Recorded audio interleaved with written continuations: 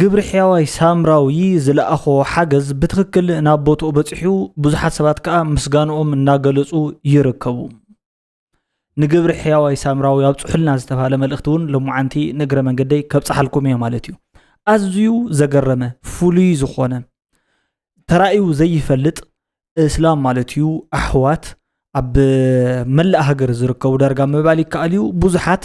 ዝፍሉይ ተኣምር ዝበሃል ስራሕ ሰሪሖም ኣለዉ ንስኻእታ እዩ ነቲ ትማሊ ዝግበር ዝነበረ በዓል ጥምቀት ብጽምብል ንኽኽበር ዳቦ እንዳቆረሱ እናሓዙ መንገዲ ማይ እናሓዙ ታቦታት ይዕጅቡ ውዒሎም ከምዚ ዝኣመሰለ ፍሉይ ድራማ ፍሉይ ታሪኽ ፍሉይ ተኣምር ተራእዩ ኣይፈልጥን ብጣዕሚ ብዙሕ ሰብ ተገሪሙሉ ዘሎ ነዚ ጉዳይ እዚ ከዓ ብፍሉይ እዩ ሰብ ዝገልጾ ዘሎ ማለት እዩ እዚ ፍቕሪ እዚ ክዘልቕ ዘለዎ እዩ ዝበሃል እውን ቪድዮ ስለ ዝኾነ እነግረኩም ደልየ ተቐጽለ ቢሉ ፈራሕ ስሱዕ ነዳይ ወዘተ ዝብሉ ኣባህላታት ኣወል ስዒድ ብናይ ጽምዶ ቪድዮ ቢል ሒዝዎም ምስ መጸ ብዙሓት ሰባት እንታይ ዓይነት መልሲ ከም ዝመለሱሉ ሎማዓንቲ ክትሰምዑ እንድሕር ደኣለሊኹም ኣብዚ ናይ ሎማዓንቲ ቪድዮ ኣለኩም ካልኦት ሓደሽቲ ዜናታት ኦርያ ሚድያ ተኣሲሩ ነይሩ ሎማዓንቲ ተፈቲሑ ምክንያት መፍትሒኡ ክነግረኩም ኢና ካልኦት እውን ማለት እዩ ከም በዓል ጉዕሽ ገብረ ዝኣመሰሉ ኮሎኔል ጉዕሽ ማለት እዩ ዝኣመሰሉ ተጋደልቲ ብዙሓት እንታይ ዓይነት ዕጫ ክገጥሞም ከም ዝኽእል ነግረ መንገዲ ሓዋዊስና ንዛረቡ ጉዳያት ኣሎ ኣብዚ ናይ ሎማዓንቲ ቪድዮ እንድሕር ደስ ዝብለኩም ኮይኑ ርእይቶታትኩም እንዳሃብኩም ክትከዲኹም ነቲ ቪድዮ ሓደሽቲ ኮይንኩም ሳብስክራይብ ምግባርኩም ኣይትረስዑ ወይ ነባራት እንድሕር ኮይንኩም ራሄል ተወልደ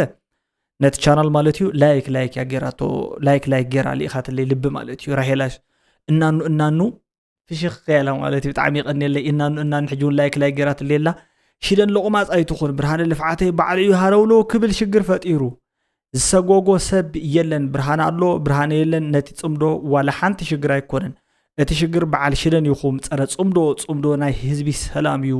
ዘውሕስ ዝብል ዩዘር ግን ዝለኣኸለ እዩ ማለት እዩ ኣነ ኳ ሽግር ኣይኮንኩ እንድሕር ዳ ጽምዶ ቆፂሉ ዋላ ሓንቲ ጸገም የብለን ኢትዮ ኢንተርቴይንመንት ቱ ሽደን ግርም ኣነ ድማ ኣለኹም ሳኻ ድማ ቀጸልኩ ይብለሎ ማለት እዩ ኢትዮ ኢንተርቴይንመንት حبرنا نقصل كبرات وفتوات أنا لهم عند فيديو خاء دمر كبلوكم let's go اسكي قبر حياوي سامراوي زتلا أخا نأخ الحجز بس يحلو موتهم سبات كحجزهم تحجز مبصحو بتعم حجسوهم يزولهم على تيه كنا قراكم خاء بتعمي نساتمون حجسات كوينهم لتزربا تزاريهم لسلا زلوا قبر حياوي سامراوي قبر ذو الحجز بتعمي تمسجني لعلي سها السنة فيلن أبزع علموني خم راح يزبز له ኤርትራ ተኣክል ካብ ሳውዝ ኣፍሪካ ቀጽላ ካልአት ቢኢንዳስትሪ ዝነበረት ከተማ ህወሓት ምባልም የለን የተደራጀ ግሩፕ ነው ያለው ሃላቀር የሆነ ግሩፕ مش بيبي خوينكاس بزعبا السودان مسنا محራ ህዝቢ مسنا ኤርትራ ዝግበር ርክብ አሁን ትግራይ ውስጥ ሰው ይታፈናል ሰው ያፈናሉ ሰው ይገላሉ ከም ህዝቢ ህልውናናን ቀጻልነትናን ሉዓላውነትናን ኣብ ሓደ ጋእቴም ወካብ ዘለው ጉዳያት ጀነራል ታደሰ ወረደ ማለት ኣፍቲ ሕሉፍ ኣብዚ 5 ዓመት ድዩ 7 ዓመት ክመርሕ ከሎ ሃይለ ማርያም ደሳለኝ ደሰም ኮም ይገጥምዎ ዘሎ حراي እጂ እቲ ትሕዝቶ ናይቲ ቪድዮ ብጠቕላሉ ዳርጋ ተረዲእኩም ኣለይ ለጅምር ዕሙቕ ቢልና ኢና ክንኣቶ ረእይዎ እዚ ፍሉይ ፍቕሪ እዩ ፍሉይ ኣብዛ ዓለም እዚ ክትነብር እንድሕር ዳ ኮይንካ ካብ ዘልዩኻ ነገራት ሓደ እንታይ እዩ ናይ ብሓቂ ፍቕሪ እዩ ለውሃት እዩ ልግስና እዩ ምክንያቱ ጽባሕ በብሸንኽ ከእኻ እምበር ብግሩፕ ኣይትመውትን ኢኻ ተሓባቢርካ እውን ኣይትመውትን ኢኻ ኣዴኻ ኣቦኻ ንዕና ያማውትን ምሳይ ክመውት ዝደሊልካ ገለ ተወሰድካ ማይቕበሉኻን እዮም በይንኻ ኢኻ ትመውት ሓቂ ዶ ጽድቅኻ ኣብ በይንኻ ኢኻ ከምኡ ትሰርሖ ጽድቂ ማለት ሓቂ በቃስ ቅኑዕ ዝኾነ መንገዲ ማለት እዩ እዞም ኣሕዋት እዚኣቶም ዝገብርዎ ዘለዉ ነገር እንታይ ይመስለኩም ንዓዲ ናብ ፍቕሪ ዝመርሕ ንለውጢ ዝጉስጉስ ተግባር እዩ ረእይዎ ቆብዒ ገይሩ بسنة سرعات حنباشا قولسي يصبر له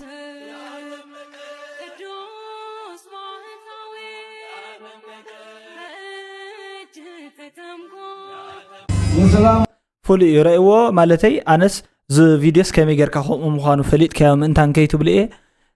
حلبا إثيوبيا أي زبهال أب حلبا زقبر زنبرا قولي ازي كم زي أمسالة فولي مالتي رأيوه مكببار بدحار ترخيبهم ኣብቲ ጎን ናይ ታቦት ኮይኖም ኣብ ጎን ናይቶም ቀሺ ፈላስ ኮይኖም ሰላም የቀጠለ ይሁን ሰላም ነው አገራችን አሁንም ቢሆን አብረን ተባብረን አንድ ላይ የምንኖር በሰላም የምናከብር ሰው አላህ ያድርገን አሜን ወደፊቱም የመጪውንም ያድርሰን አላሁ ሰላም زي بتاع بقى ترى زي فلتي أنا ولا فل يدني قوي رأيه መጀመሪያ ተኽለን ወርስ ገበረ በሃል እዚ ግብሪ ሕዋይ ሰምራው ዝገበረ ዘሎ ሓገዝ ብጣዕሚ ተመስገነይ ስለዚ ኣነ ሓንቲ ክብለኩም ዘለ ሕዋት ኣብ ደገ ዘለኹም ፍልያትና ወጊድና ቀንዲ ኤርትራ ምዃና ፈይጥና ኣብ ሓር መስመር ክትመጽእ ድምፅና እውን ዓለም ተስምዑልና እዚ እኽሊ እዚ ዋላ ወሲድካ ትርጉም ውል ቅሳነ ዘይብሎት ምዃኑ ንዓለም ድምፅ ማስምዑልና ምክንያቱ ነዛ ተሓድር ህይወት እውን ሞባይል ክሰርቁ ኢሎም ሰባት ቀትሎም ዝኸዱ ሰባት እዮም ቦታ እዮም ዘለና ቦታ ስለዚ ግብሪ ሕዋይ ሰማያዊ ሎማ ዓንጥረፈን ፋና መፅናማና መፅ ዘሎ ስለዚ ሕጂ እውን እትሰዶ ንብረት ብመንገዶም ገርኩም ኣርባዕተ ሃይማኖት ዝቆመ እዩ ኣብ ማዓስከር ዘሎ ሓገዝ ዝቕበል ዘሎ ህዝቢ ብክርስቲያን ብካቶሊክ ብኦርቶዶክስ ብፕሮቴስታንት ስለዚ ኣታዊኦን ወፃኢኦን በዓል ዝካተሉ ሰባት ስለ ዘሎ ብዛዕባ ዝስኽፋ ይብልኩም ክንደይ ኩንታል ኣቲ ክንደይ ኩንታል ወፂ እውን ብቐጥታ ምስ ህዝቢ ነራኸብ ስለዚ ትገብረልና እኽሊ ቅድሚ ሕጂ እውን መፂና ይኻል ጣፍ ኹን መሸላ ከረምቲ ከይበልና ሓጋይ ከይበለ መፀና ግብሪ ሕያዊ ሰምራዊ ዝጥፋእኹም ኣምላኽ በዓል ተካልኩም እዚ ወዳሓንኩም እንዳበልኩም ብፍላይ ምሁራት ዝበሃሉ ገዛኹም ሰባት ድምፂ ሁኑና ኣብ ድምፂ ሓብፁ ቴንክ ኣብርሽን ኣብነትሲ ሓራይ ድምፂ ሁኑና እያ ብሓፂሩሲ ድምፂ ክትኮንዎም እዮም ፅውዕ ዘለው ድምፂ ንምዃን ኣብ ደገ ዘለኹም ኣብ ውሽጢ ዘሎ ኩሉ ተሓባቢሩ ድምፂ ክንኮኖም ኣብቲ ዝሓለፈ እዋን ኩሉ ዝግበር ዝነበረ ነገር ኣነ ደስ እንዳበለኒ እየ ዝገብሮ ነይረ ማለት ኣሎ እኮ ኣፈላላያት ናይ ሓሳብ ኣፈላላያት ጥራሕ ኣይኮነን ናይ ኣረዳድ ኣፈላላያት ክህሉ እዩ ናይ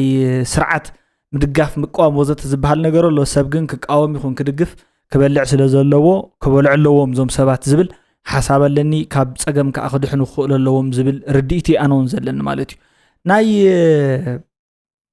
توماس سنت أو توماس زرباسي فليز بلتيا مالت بتخرج انت سامع خا راح يترد اكخلكم يزدلي زي اسك سمعوان غدا اديس ابا 5 عام تقمط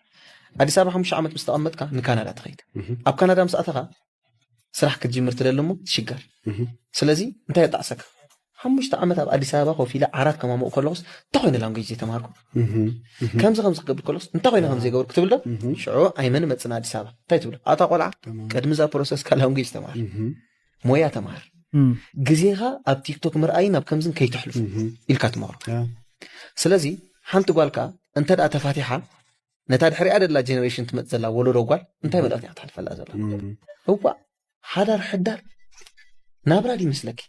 اتسباي مو ازوني حبشا سقط مقبط ارا يفلطو غلا يفلطو غلا ملا غلا ديخت بالزلا ولاس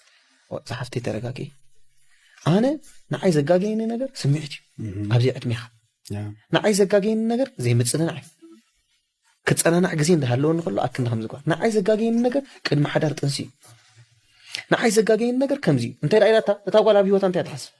ماشي كنت فتحت للقال لا اوكي انا نخي فتح قدم حدار قطنسي بلين انا نخي فتح كم زعيت ودخ مرصالن انا نخي فتح مستود مصنع كوسدالن يلا انت كتغبر اب مع الاخوتو عليا او زياتا تخكلኛ ማለት እዩ ታንሱ ዝብላ ዘሎ ነገር ምስ ፍትሕቲ ወይ ከዓ ምስ ዝፈትሕት ብፍላይ ካን ሓዳራ ወላ ሓንታ ኣኽብሮት ዘይነበራ سبيتي توعل كالي سبيتي انت اخت مهار تخيليو مس بعرايا زوعل مس ادغا زوعل زرابعس هلا انت زي لمده تهلا يكلوني فوكال كوردا يسرح انطراط جن قليل نغريو مالتي سلازي طراط دمد امزول ولدنا حقيرو كومس كتلمد تخيليا ولا حنتي شجر يبلان كم عينت كيخون كا مسمن كم توعل نغرني انت مخان كخ نغركا يمو موعل تخس كتفليخت كلالك زبلي نمنيزي نبلستن خبرتن حافتي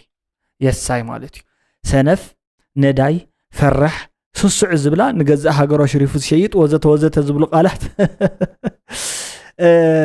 ازي كم حدا عبي تايز بهالي زرق بوغن ايرترا مالتيو كم حدا بقى عبي تايم يقولكم اذا نايزي كفله زمننا نعيسر حدن كفله زمن بيرتراويان زبلص مدرزي فرح سسع نداي ولا بتيشرتون غيرو مو زركو مالتي حجي قلقل يوم كحخرون يوم أول بقى هم يو جن كحكور يبزو قدايزي سمعوا زحزني بسور تايم معاتك زي أبيري وديت صمد 20 شعاتن كايز عسر تخلته زقرم قاي أرست غير وان ماشي أقرم منه ندا غير وارس ماشي سنف عيه نتا سنه ندايو إسياس حرقوت انجزاريبو لعلي إسياس سنف يلن أبز عالموني مراح يزب زلو نزا هاجر سي زنبر يحدي قوانو ميت زغون فابريكات يعنيوه قدف مهانس زنبرت حنتي يونيفرسيتي فري سوا قدف مهانس حجي سنف لعلي سياسي لنتاي بكازي ناي نجر تواساي بعلو تنتنا يقولوا نتي إسياس سنف نداي فرح سسوع زولزي هاي سنف ها نجزء هاجرو أشرفو زي شيء تبلا الله تسنفنا أنا أبن ديو زغون زول حجي نجزء هاجرو زي أشرفو دي شيء لعلي إسياس سنف يلا نجزء حزبو أب سريبيتن أب سدة زنبر لعلي إسياس سنف يلا إثيوبيا سرحوا تاريخ عنده سرحوا إثيوبيا زهانة صوت هنسة عنده جبرو روما مسيل وازل عادي إيرترا ليتل روما ويك خاب أفريقيا نمبر 1 زي نبرت كتما زد حارة كتما غير وازل شعبية خفرز مرك هنس عيدلن بعيبو إسياس على حزب إيرترا نمبر إيرترا مرت أمبر حزب عيدلن زبل بقبر زرعنا إسياسي كم راح بصرونكو حدا سب مالتي زخونه سب سرح ندا سرح انهالو اتخادي سب دما غرفو وجاخا السرح زي اب زخونه بوتا يبصحني قالنا بل ززارب سب تستوعلكم مخنكم بكاب لبي سنفي نبعلو وي كانت سرح صرحو زي دلو وي كا زي كله سبيو حجي انت ايو تغير زول نحرد لكم ولدنا زنغرنا قدمسي زخونت رسحات حساب كتما سمرا يركب صريتي اب طعميهم زبلو ولدنا مالتي نحنا ايركبنا له انت غزانسو ايكدنا توم ولدنا غنز مسكرو انت رايو مچس ناي قدم سبكوا سايحسن نيرو تنايلو مسدحان كغانن يلو زي كونه زربات زاري وزته خنبل نخل ناي قدم غنا يحسن حجي زيهم كلنا خلو نغرنا خلو صريت كمسمرا يلن يبلو نيرو فكور صريت تكون تخلي حجون معباله غن ستاك كم زغبر حدا زعجسه ممرح ولا قداي زي كونه سب نحرد ان حدا عد حيزو خم زفرس تريخا مالتي تريخا ولا مقله رأيو مقله انتاي قطمو لندحاري زمعبل زلو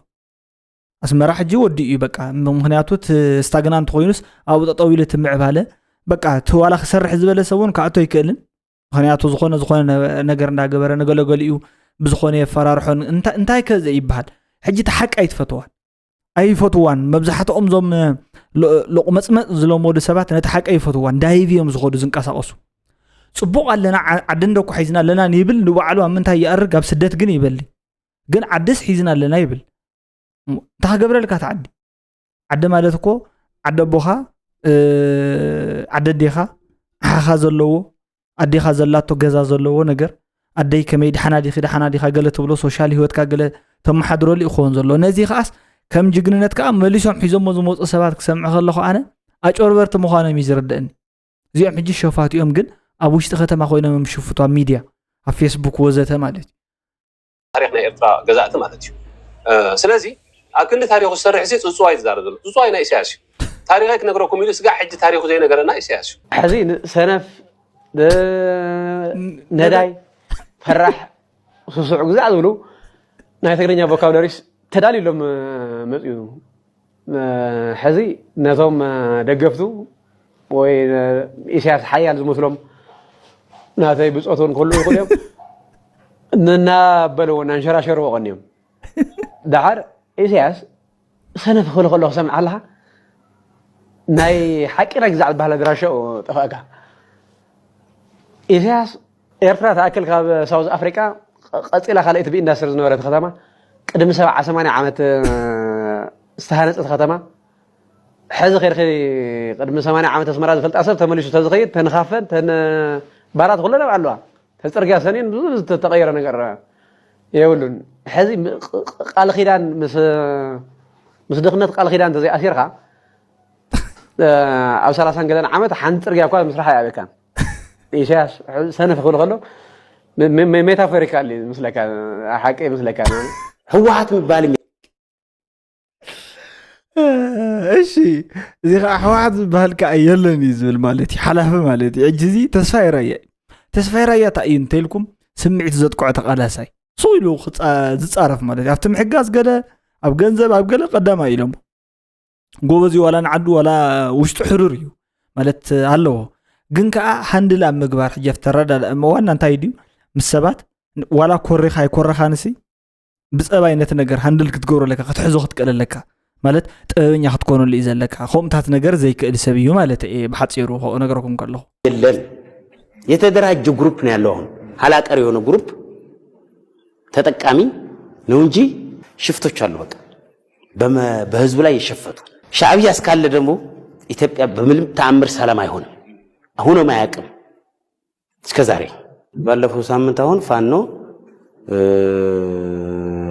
ሸኔ ህወሓት መቀለ ሰንብተው እየተወያዩ ነበር። ሻዕቢያ አራተኛ ሻዕቢያ አልመጣም አለ። ሄዱለት እዛ ዘላም ማን ሰንዓፍ አካባቢ ያለ ጻዳ ሜዳ ነው ጻዳ ቃርን የሚሉት ቦታ አለ። እዛ አካባቢ ነው ያገኙት። የጋራ ንግድ አላቸው። የትግራይ ሪሶርስ እነሱን የሚያወጡት በጋራ እነሱ ሰዎች በፖለቲካ ሰጥቶ መቀበል በሐሳብ ማመን የለም። በሐሳብ ተሰምነው አፎም ያቀናል። ምስ ቢቢ ኮይንካስ ብዛዕባ ሱዳን ምስና የምሓራ ህዝቢ ምስና የኤርትራ ዝግበር ርክብ ተኾነ ህዝብ እንዲ ዘሎ ክሳሕ ዝርክብ ዋላ ውድብ መንግስትን ውድብ ንውድብ እንተ ዝግበር እውን ሞራል የብሎም ናትኮ ፈራርሑና ክዛረብዎ እውን ምሕፈር እዩ ክሓፍሩ ይርዎም ንሕና ንጋደል ኢና ዘለና ተጋደልቲ ኢና ተጋደልቲ ድማ ምዋጣፅኦና ርኢና ምስ ዝመሰለና ክንሓብር ግቡእ እዩ ምክንያቱም ዘይ ተፅምዶ استراتيجيك صمدلو استراتيجياዊ ራእያን ዕላማን ዘለና ንጻመደሉ ነተሓባበረሉ ምትሕባር ማለት እንዴት ጽምዶ እንብሎ ታክቲካል ድማ ንግዚያዊ ነስርዓት ንውዳ ወይ ተወሰነ ስጉምትን መኻድ ተወሰነ ደገፍ ንምግባር ስልታዊ ምሕዝነት እውን ኣሎ ኩሎም እዚኦም ክንጥቀመሎም ኢና ኩሎም እዚኦም ምጥቃም ድማ ትክክለኛ እዩ አሁን ትግራይ ውስጥ ሰው ይታፈን ሕጂ ከመዩ ተዘረባ እቶም ምስ ብልጽግና ይኹን ምስ ቢፒ ጽምዶ ዝገበሩ ሰባት ወይ ከዓ ርክብ ዘለዎም ሰባት ሲ ንዓናስ ንምንታይ ከምዚ ትገብሩ ኢሎም እንትዛረቡና እንተለው ካፍሩ እዩ ዝግባእ ምክንያቱ ንሳቶም ከምኡ እኳ ዝገብሩ ዘለዉ ንሕናስ እንታይ እዩ ዘለና ማለት እንታይ እዩ ትጸገሙ ብስሩ ክንጥቀመሉ እናትርክብ እዩ ዝብል ኣነ ግን ኣብ ጉዳይ ትግራይ ክልዓል እንተሎ እቲ ሓንቲ ሓቂ ኩሉ ግዜ እንሰምዓ ነበርና ሰራዊት ሻዕቢያን ሰራዊት ብልጽግናን ክልቲኦም ኣትዮም ዓዲ ደብዲቦም ኩሉ ጽኒቶም ነቲ ዓዲ ብኣብሪሶምና በሊዖምና ትበሃል ተሎ እየ ሰሚዐ ማለት ሰሪቆም ስረቕ ዝቕተል ቀቲሎም ወዘተ እንትኸዱ እዩ እዚ እዩ ተራእዩ እዚ ኢና እውን ሰሚዕና እዚ እውን እዩ ተራእዩ ዝነበረ ኩነታት ማለት እየ ናይ ክልቲኦም ጥምረት ይትሽግር ፈጢሩ ሕጂ ድሕሪ ትውግእሲ ፍሉይ ማለት በአግባቡ ዝተተሐዘ ብቅብጥር ዝተተሐዘ ምእንታን ዕርቅነ ምግባር ክበሃል ዝፈጸሞ ገበን ዝተረፈሉ ውዳበለዲ ኮይኑ ባይ ወገን ወላ ሓንቲ የለን አፈላለዮም አይርዳን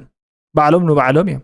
ብስሩውን ኣብትናትና ጉዳይ ብፍላይ ናይ ትግራይ ጉዳይ እንተኮይኑሲ ክልቲኦም ንምሕባር ወላ ሓንቲ መዓልተ ይወስደሎምን ዝኾነ ውዳበ አንጻር ትግራይ ንምሕባር ሽግር ፈጢሩ ሪኤ ፈልጥና አነ በወገን እየ ዝብል ዘለኹ ማለት እዩ ስለዚ እንታይ እዩ ነዚ ማለት እዩ ናይ ጥቕመ ሰላልፋ እንዲ በሃል ይበሃላ ዘይጥቕመካ ትጥቕሚ ተናይ ገንዘባ ገንዘብ ተናይ ውሽጣ ዘሎ ምጥቕቃሚ በቃ እዚ ተፈላለይ ካሊ ሓንቲ ነገር የብሉን ክነግረኩም ኢለ እኽትፈልጦም እንታን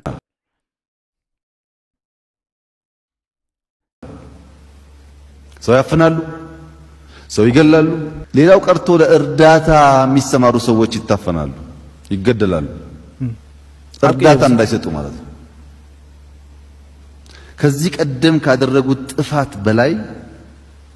አሁን ትግራይ ውስጥ ነገር ተረጋግቶ ስራ እንዳይሄድ የሚያደርግ ሁኔታ አለ ዝተኸበርክንን ዝተኸበርኩምን አመንቲ ክርስትና ነበርቲ ከተማ ማጨውን በሐፈሻ ደቡብ ትግራይን ዝተኸበርኩም ሓለፍተ አብያተ ዕዮ ጊዜያዊ ምምሕዳር ትግራይን ሓላፍቲ አባላት ሓይልታት ጸጥታን ከምኡውን ሓለፍቲ ውድብ ህወሓትን ዝተኸበርክንን ዝተኸበርኩምን ቅድሚ ኩሉ እንኳዕ ንበዓል ጥምቀት